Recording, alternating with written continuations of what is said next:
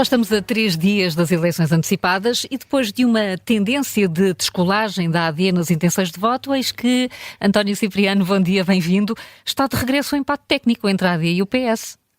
Olá Carla, bom Bom dia. dia. Parece que sim. Vejamos primeiramente os números. De acordo com a Tracking Pool divulgada ontem pela Pitagórica e depois distribuídos os indecisos, o que é que esta sondagem diária nos mostra?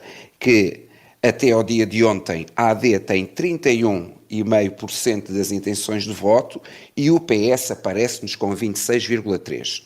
Isto à primeira vista até nos parece uma vantagem confortável para a AD, porque há praticamente 5 pontos percentuais de diferença.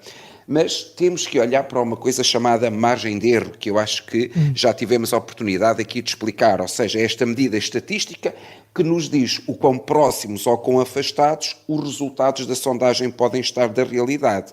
Fazendo as contas aos intervalos e tendo em conta que a margem de erro desta sondagem diária da Pitagórica é de aproximadamente 3,51%, a AD, com 31,5%, pode estar, na verdade, entre 28% e 35% das intenções de voto.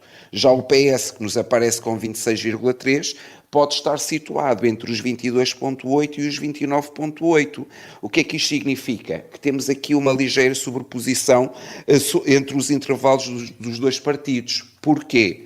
Porque o pior cenário da AD, que seria de 28%, acaba por ser inferior ao melhor cenário do PS, que poderá ser 29,8%. Por isso, não podemos garantir estatisticamente que a AD está mesmo à frente. Todavia, quando olhamos para o nosso radar das sondagens, este instrumento que nos filtra todo o ruído e nos permite olhar para uma tendência evolutiva das sondagens, mostra-nos ainda a AD ligeiramente mesmo à frente do PS, não por muito, ou seja, quase que se tocam. Há ali uma diferença, mas o ligeiramente diz tudo. Vamos sublinhar o ligeiramente então. E relativamente aos outros partidos, como é que estão as intenções de voto? Temos uma terceira força política muito consolidada, não é?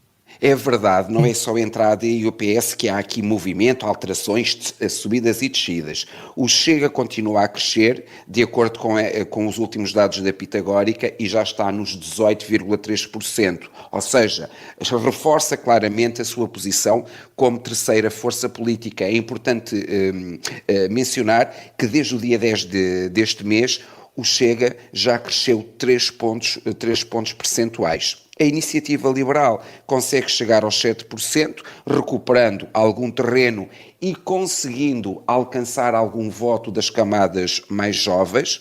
Já o Livre, depois do PS, é a força política que lidera a esquerda, todavia viu cair para 4,4% as suas intenções de voto, bem como o Bloco de Esquerda, que também desce para 2,4%. A novidade é que a CDU subiu ligeiramente, está neste momento com 3,7% das intenções de voto, e o PAN na casa do 1%, ou seja, correndo o risco de não conseguir eleger. Ora bem, e no meio de toda, enfim, de toda esta indefinição, claramente que ainda temos, que papel é que podem ter os indecisos neste cenário? Olha, Carla, sobre os indecisos, os últimos dados dão-nos conta que temos 19% de indecisos, um valor que volta a ganhar importância. Olhando para a variável género, neste momento temos mais mulheres indecisas do que homens. Nas faixas etárias, os indivíduos entre os 35 e os 54 anos é onde se registra um maior número de indecisos. Olhando para o posicionamento nas classes sociais, é essencialmente das classes sociais mais desfavorecidas onde nós temos mais indecisos. Todavia, eu gostaria de deixar aqui uma nota sobre este segmento eleitoral. Nós temos uma tendência para olhar para os indecisos como sendo eleitores apáticos ou mesmo desinteressados. Todavia, não podemos olhar somente desta forma, porque muitas vezes estes eleitores indecisos e que neste momento podem fazer toda a diferença no jogo eleitoral são muitas vezes os eleitores mais atentos, os mais exigentes ou mesmo os mais críticos. Isto porquê?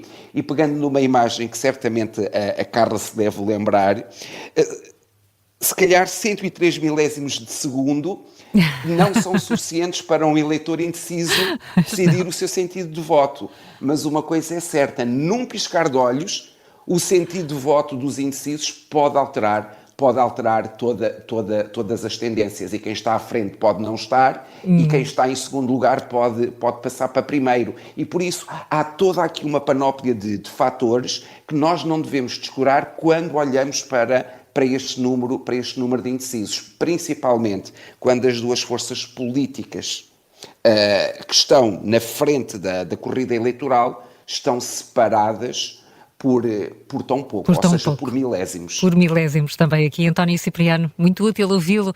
Até amanhã. Obrigada. Obrigado, Carla. Até amanhã.